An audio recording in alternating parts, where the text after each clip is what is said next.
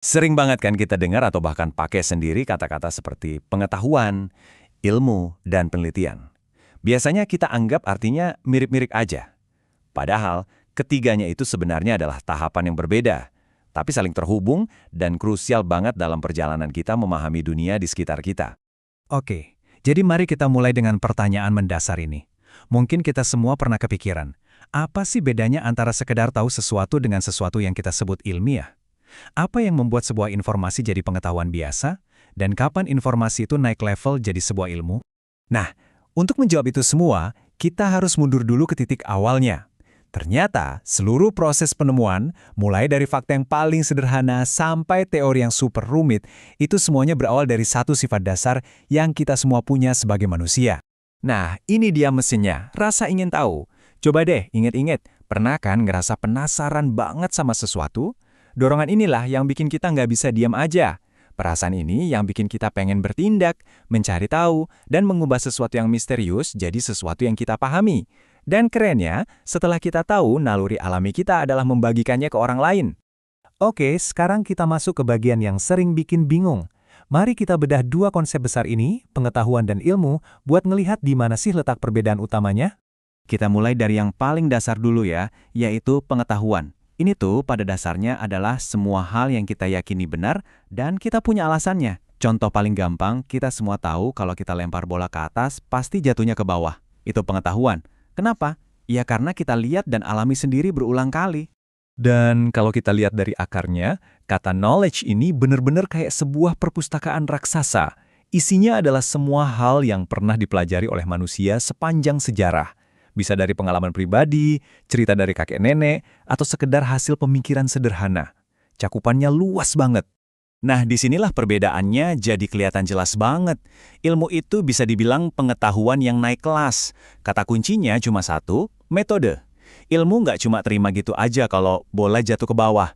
Ilmu mulai bertanya, kenapa jatuhnya ke bawah? Seberapa cepat jatuhnya? Apa semua benda jatuh dengan kecepatan yang sama? Ada proses yang terstruktur di sana. Yang menarik, ternyata ide tentang pengetahuan yang terstruktur ini bukan cuma dari satu tempat loh.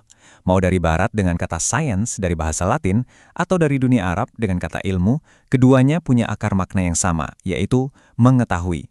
Ini nunjukin kalau pencarian akan pemahaman yang lebih dalam dan terorganisir itu sifatnya universal. Di sini kita bisa lihat perbandingannya dengan gamblang. Di satu sisi, pengetahuan itu bisa aja nggak teratur dan sifatnya sangat pribadi, muncul dari pengalaman. Pokoknya saya lihat sendiri bolanya jatuh, titik. Tapi di sisi lain, ilmu itu menuntut adanya aturan main. Harus sistematis, harus objektif alias nggak pakai perasaan, dan yang paling penting harus bisa diuji ulang oleh siapapun dimanapun untuk membuktikan kebenarannya. Jadi, ini dia kalimat sakti yang merangkum semuanya. Gampangnya, bayangin aja kayak gini. Semua persegi itu pasti persegi panjang. Tapi nggak semua persegi panjang itu bentuknya persegi kan? Nah, sama halnya dengan ini. Semua ilmu itu sudah pasti adalah pengetahuan.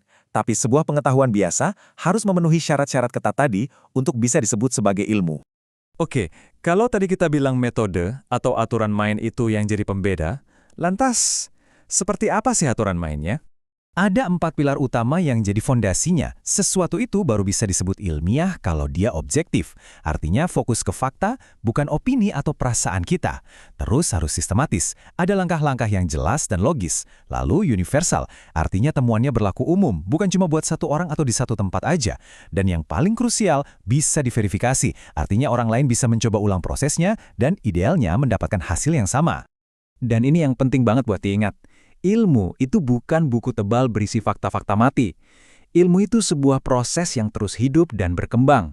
Selalu ada ruang untuk kritik, selalu terbuka untuk data baru yang bisa jadi mengubah pemahaman kita sepenuhnya. Makanya, sebuah temuan ilmiah yang bagus itu justru nggak mengakhiri diskusi, tapi malah memunculkan lebih banyak pertanyaan baru.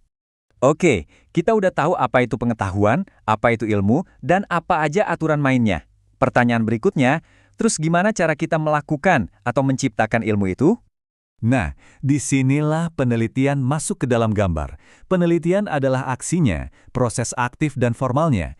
Kalau ilmu itu kata benda, penelitian itu kata kerjanya. Kembali ke contoh bola tadi, penelitian adalah saat kita mulai benar-benar mengukur, pakai stopwatch, pakai meteran, menjatuhkan bola dari ketinggian yang berbeda-beda, lalu mencatat semua datanya secara sistematis. Ini nih, mungkin kalimat yang paling pas untuk merangkum semuanya. Momen ahanya. Coba deh resapi. Hubungan antara ilmu dan penelitian itu ibarat hasil dan proses. Penelitian adalah perjalanannya, sementara ilmu adalah tujuannya. Kita nggak akan pernah sampai ke tujuan tanpa melalui perjalanannya. Simpel kan? Sekarang, yuk kita gabungin semua potongan puzzle ini. Kita akan lihat gimana ketiga elemen tadi, rasa ingin tahu, penelitian, dan ilmu, bekerja sama menciptakan sebuah siklus penemuan yang luar biasa kuat dan gak pernah berhenti. Ini adalah sebuah siklus yang sangat indah dan logis.